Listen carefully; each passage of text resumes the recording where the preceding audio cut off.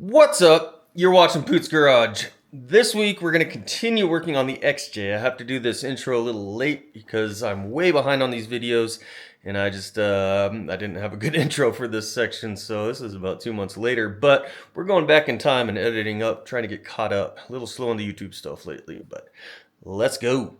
We are back.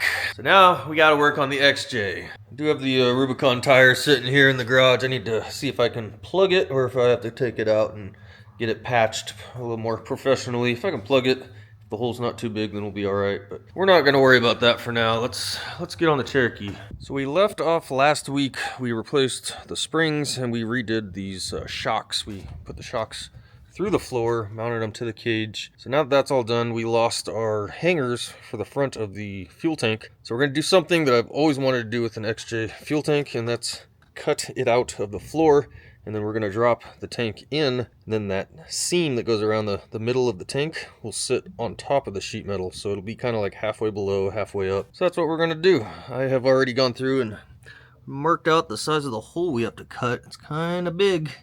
It definitely gets into my roll cage mounting a little bit, so I'm not sure exactly what I'm going to do yet to make it sit flat, because it's going to be on top of some of that. I don't know. We're just going to cut it out first, slam it in there, see how it fits. Then I have to figure out a way to mount it down as well. I think I'm going to make a big metal frame that'll sit on top of that welded seam, and it'll bolt down all the way around it, and it'll just sandwich it in there. I think it'll work out pretty good. Here's the tank that came out of it. You can see it has this pinch seam all the way around it, so that's what'll be sitting on the floor. And then we will have some other stuff to figure out. Fuel lines are going to come up through the floor and attach. We have our vent line, we'll figure that out, no big deal. We do have the electrical, no big deal. One benefit is we can replace this fuel sender and pump with it in the vehicle. It'll be done inside, so that'll be a lot easier to work on. That'll be cool. And then the other thing to really figure out is the fuel fillers, if we'll be able to run it still kind of at the same spot on the body, or if we're gonna have to come up with something completely different to get it up higher. So I don't know, we'll figure that out as we go, but for now I just want to get that thing set in there.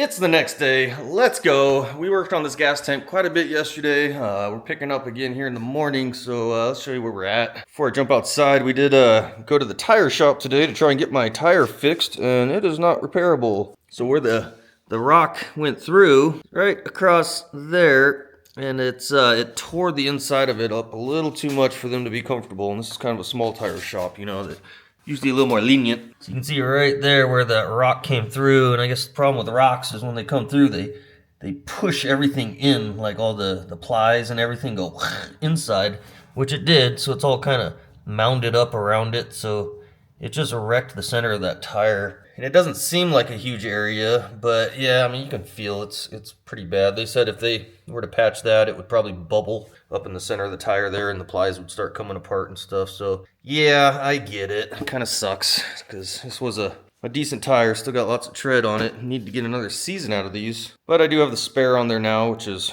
basically brand new. So we can keep rocking, but I'm gonna have to try and find, I don't know, maybe another used tire, or maybe I'll plug and patch it just to get, you know, just to use it as a spare. I don't know yet. I'll see if I can find a used one or something really cheap until we upgrade to something bigger. Here's the wheel though, it's just chilling in here. The air pressure sensor there, just chilling. That little project's on hold until we figure out what we're doing with that. Let's get outside and show you what we got going on with this gas tank though.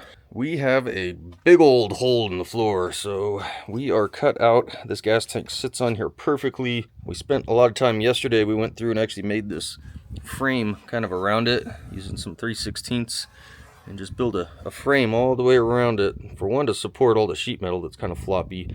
Two, to kind of level it out because it's sitting on top of my roll cage pads here, and then there was a couple other weird spots, so this just kind of levels the whole square out, and then now the gas tank just sits flush right on top of it all. Now originally with the gas tank in, I was going to build another frame that goes over the top to sandwich it, but I've kind of changed my mind on that. Now we're actually going to use the straps because they do fit so well. So we'll put the straps over the top of the tank now, and they just, like where that one's going to sit is just the perfect height and everything, and then I'll just have to kind of trim this one down and drill a new hole and make it mount down there. But it's going to be a lot more simple. It'll look super clean. I think it'll work out just fine. So what I'm about to do now is I cut a couple more strips of metal. We're going to be welding these in like that just to really spread this load. And then that's, oh, I forget, like over here is where my hole's going to be, and I'm going to have a nut cert in there and stuff, so it'll kind of sandwich it all in there. But this will just kind of help spread the load because we are going into this sheet metal again, so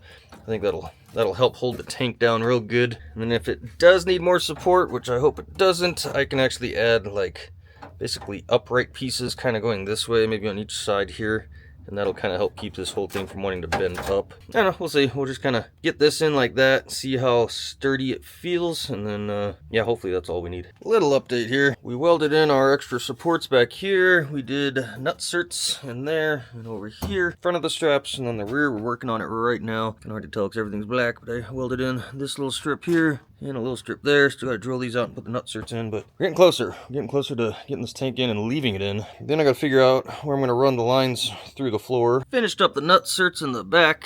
Those are looking good, nice and solid. Everything's ready to go. I've been working on the tank itself. We went through and masked it off, and we are actually painting it to make it look good since it's going to be inside the vehicle now. See, we use some Argent wheel paint. It kind of actually looks just like the factory. I don't know what that would be. Silverish zinc coating. Maybe they paint them Argent. I don't know. And then of course the straps are going Poots Garage orange. We can't not do that. We are done. Fuel tank is in. It's all held down. We even trimmed and reinstalled our trim piece there so it actually hides the back bolts, so it looks super clean. I like the way it turned out. I've already started it. It runs good. Got our shocks up there. Eventually we got to figure out what we're going to do to close those holes with some boots or something, but I'm not worried about that right now. Fuel filler's on, going through the side of the body out to the factory door still. It's just higher mounted, a little higher up in there and a little goofy, but it's perfect. Everything works. Everything's good. Had to run one longer hose for the fuel. I think that was the supply line. Had to be just a little bit longer, so we got a new fuel line in there. Everything works.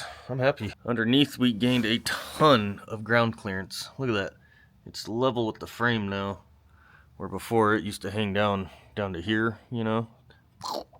And then you would see it across the back, but now you don't see nothing under there. It's all tucked up under there. It's pretty cool. It is really, really nice. You can see how damaged this tank is. It would be nice to get a new one because I think it's throwing off my the fuel sender and everything. It's probably pushing everything up into it.